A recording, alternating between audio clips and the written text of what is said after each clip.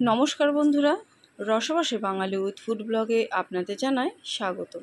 আজকে আমি তৈরি করব কাঁচা কলার রেসিপি। তো চলুন দেখে নিই। এখানে আমি দুটো কাঁচা কলা নিয়ে নিয়েছি। এবার এই কাঁচা কলাগুলোকে পিস পিস করে কেটে নেব। একটু ছোট করেই কেটে নেব, তাতে সেদ্ধ করতে খুবই সুবিধে হবে। আর কাঁচা কলার মাথাটা এবং ডাঁটিটা ফেলে দেব। দেখুন ছোট ছোট করেই কেটে নিয়েছি। একটা জল সমেত পাত্রে কাঁচা কলাগুলোকে নিয়ে নেব।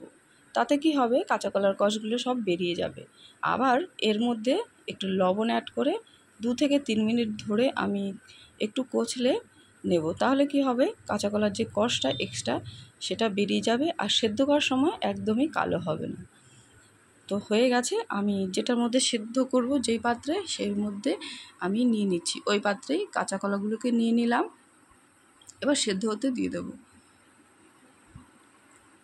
8 থেকে 10 মিনিটের মধ্যে কিন্তু কাঁচা কলাগুলো সেদ্ধ হয়ে যাবে। আর ঢেকে দিলে তো খুবই তাড়াতাড়ি হয়ে যাবে। আর যদি খুব তাড়াতাড়ি করতে হয় তবে প্রেশার কুকারে একটা সিটি দিয়ে সেদ্ধ করে নিতে পারেন। দেখুন কাঁচাগুলো সেদ্ধ হয়ে গেছে, আর দেখুন একটু কিন্তু কালো হয়নি। আর এইদিকে একটা পাত্রে আমি 3টে সেদ্ধ করে রাখা আলু নিয়ে নিয়েছি। এগুলো ভালো করে একটা কাঁটা চামচের সাহায্যে ম্যাশ করে নেব।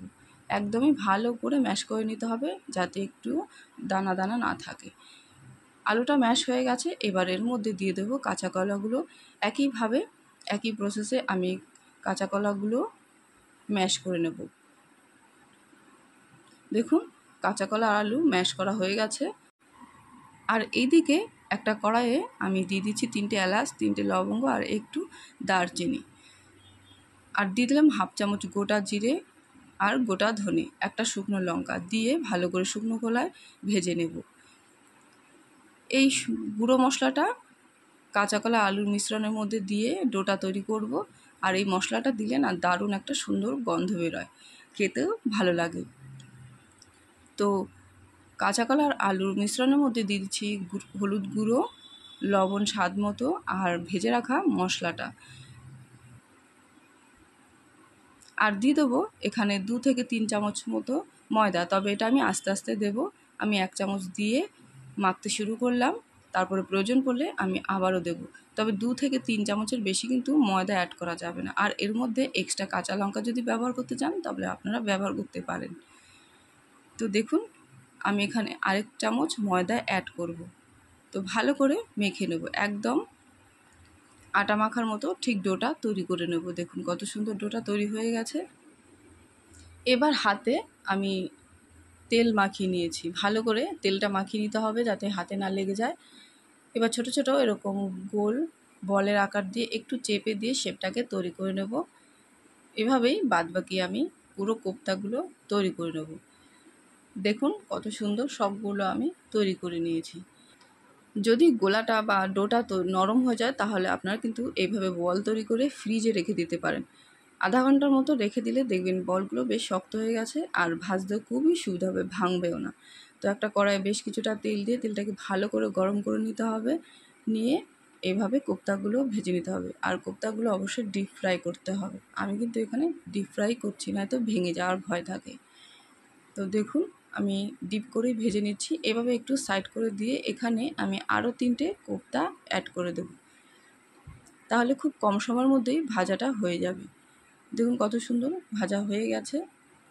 এবার এগুলোকে আমি তুলে দেবো। আর কোপ্তাগুলো তেলে দেওয়ার সঙ্গে সঙ্গে কিন্তু নাড়াচাড়া করবেন না, তাহলে ভেঙে যেতে পারে। তো ভাজাগুলো তুলে নিচ্ছি। এইভাবেই বাদবাকিগুলো ভেজে তুলে নেব। দেখুন ভাজা কমপ্লিট। ওই তেলেই, ভাজা তেলেই বেশ কিছুটা তেল আমি কমিয়ে রেখেছি। আর দিয়ে দিলাম ফোড়নের জিরে, একটা টমেটো কেটে রেখেছি সেটা দিয়ে দিলাম। আপনারা চাইলে টমেটোর পেস্টও দিতে পারেন। আর দিয়ে দিলাম আদা বাটা, জিরের গুঁড়ো 1 চামচ দিয়ে একটু জল দিয়ে আমি একটু নেড়ে চেড়ে নেব যাতে টমেটোটা সেদ্ধ হয়ে যায়।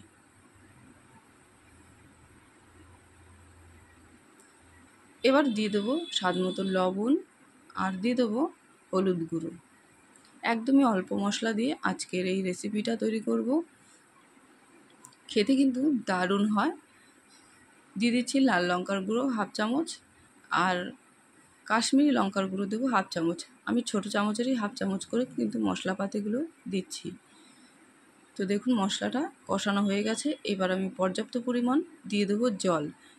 আমি এখানে আলু দিচ্ছি না, আপনারা চাইলে কিন্তু এখানে আলু দিতে পারেন।